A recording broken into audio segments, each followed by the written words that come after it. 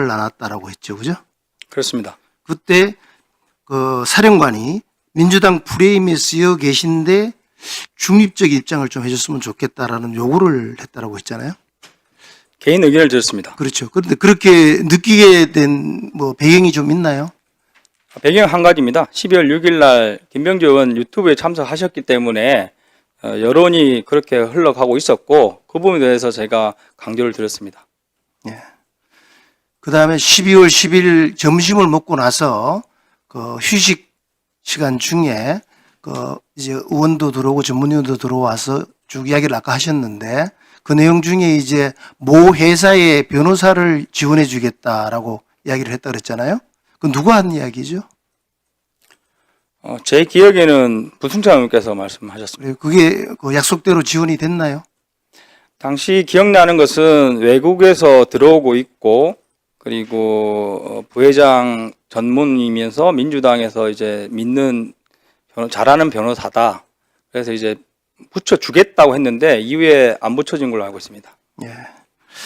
그 다음에 아까 자수서 내용을 보셨다라고 이야기를 했고 그 내용을 좀 기억을 좀 하고 계신 것 같은데 이 자수서가 어느 시점에 누구랑 쓰여졌는지에 대해서도 알고 있나요? 자수서는 본인께서 12월 9일 검찰 출석 전에 작성하셔서 검찰에 제출한 내용입니다. 근데 그 자수서 본인이 그 발표를 한 내용이 언론에 다 나왔지 않습니까? 근데 거기에 써져 있는 내용을 보면은 좀 특이한 게 있었어요.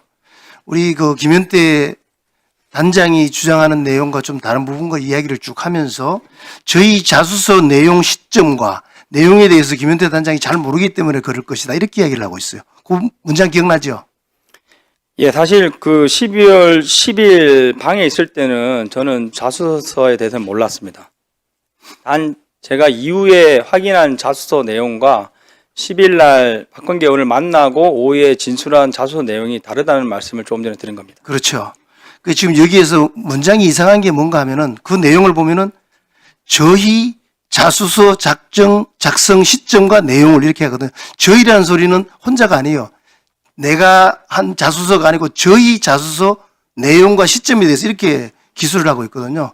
이건 복수입니다. 그래서 누구랑 상의를 하면서 이걸 썼느냐 하는 부분들이 첫 번째는 궁금한 거고 두 번째는 최초에 확인했던 자수서하고 박범계 의원 이후에 또 한 내용하고 지금 말이 많이 바뀌었다 그랬잖아요. 진술 내용 자체가. 예, 단어가 좀 바뀌었습니다. 그 다음에 자수서가 하나가 아니고 3개 있다는 내용 혹시 알고 계세요? 예, 이야기는 들었고 네. 예, 두 번째, 세 번째 자수서는 제가 확인하지 못했습니다. 그건 시점도 잘 모르시는 겁니까? 시점은 한참 이후로 알고 있습니다. 그 부분도 한번 좀 관심을 우리가 가져야 될 부분인 것 같아요. 자수서를 같은 내용에 대해서 다른 시점에서 3번을 쓴다는 게 과연 제가 알기로 이제 검찰과 군검찰에 여러 차례 출석을 했습니다. 네. 그래서 그 검찰에 출석할 때 첫 번째 출석할 때 첫 번째 자수서를 가져갔고 그 이후 출석 때 두 번째, 세 번째를 가져간 걸로 알고 있습니다. 그 내용들이 지금 바뀌고 있는 거라는 거죠. 알겠습니다. 지금 쭉 진술하신 내용을 봤을 때 이 국회의사당으로 출동하면서 비로소 국회의사당으로 오는 걸 알았고 봉쇄, 그죠? 이 통제 임무를 받았다라고 이야기를 했는데 그 시점이 정확히 언제쯤 되는 거죠? 저희는 출발할 때부터 네. 건물 봉쇄와 확보였고 예. 저희 부대원들은 국회 도착해서 국회 온 줄 대부분이 알았습니다. 그러면 707 단장도 그 오기 전까지는 국회의사당에 대한 어떤 임무와 관련된 사전 단편 명령이나 뭐 이 국회의사당에 대한 설계라 아니면 와서의 행동 요령이라든가 계획 이런 것들을 전혀 생각해 본 적이 없다. 단지 봉쇄만 지시를 받았다. 이렇게 이해하면 됩니까? 예, 제가 임무를 받은 것은 대통령님 대국민 담화 이후인 22시 31분에 안보폰으로 지시를 받았습니다. 뭐 저도 이제 군 생활을 오랫동안 했기 때문에 아주 이례적인 상황으로 제가 이해가 돼요. 우리가 하다못해 훈련 하나를 하더라도 사실은 그 훈련과 관련된 상황을 부여를 받고 단편 명령을 받고 그 명령을 수행하기 위해서 계획을 수립하고, 그죠? 그 계획을 임무 수행하기 위한 각간의 임무들을 부여하고 훈련을 하잖아요. 그리고 훈련을 나오죠, 실제로. 작전은 이 절차가 좀 더 치밀하게 이루어지지 않습니까? 근데 이 국회의사당을 봉쇄하라는 지시를 받으면서 그런 일이 그전에 한 번도 아무런 지침이 없었다. 이렇게 이해하면 되는 겁니까? 네, 그렇습니다. 그래서 사실 저희 부대원들도 복귀 이후에 이게 뭐냐 이런 식으로 약간 왜 우리가 갔지, 왜 보냈지 이런 의구심을 많이 가졌습니다. 그러니까 완전히 이례적인 상황이다. 네, 이렇게 이해하면 되는 거고, 그것을 이해할 때 비로소 그 당일날 707 부대가 투입돼서 나갈 때까지 보였던 모습 속에서 우리 국민들이 의아하게 느꼈던 부분들이 이해가 되는 부분들입니다. 사실 사전에 계획되고 훈련되고 준비되었다라면 그런 모습을 보이지 않았겠죠. 그렇지 않습니까? 그렇습니다. 그리고 훈련되고 계획 되었다 한들 만약에 그 대상이 우리 국민이었다면 일체 하지 않았을 것입니다. 그렇죠.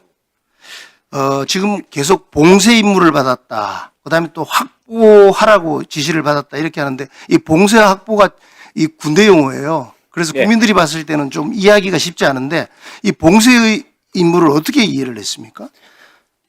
저도 원래에서 그 차이를 보긴 봤으나 제가 그냥 군인으로서 받아들인 것은 봉쇄는 건물을 완전히 막으면 된다. 그래서 저희가 가지고 있던 게 케이블 타이밖에 없었습니다. 문을 잠글 수 있는 다른 도구가 없다 보니 제가 출동할 때 케이블 타이를 좀 더 챙겨라.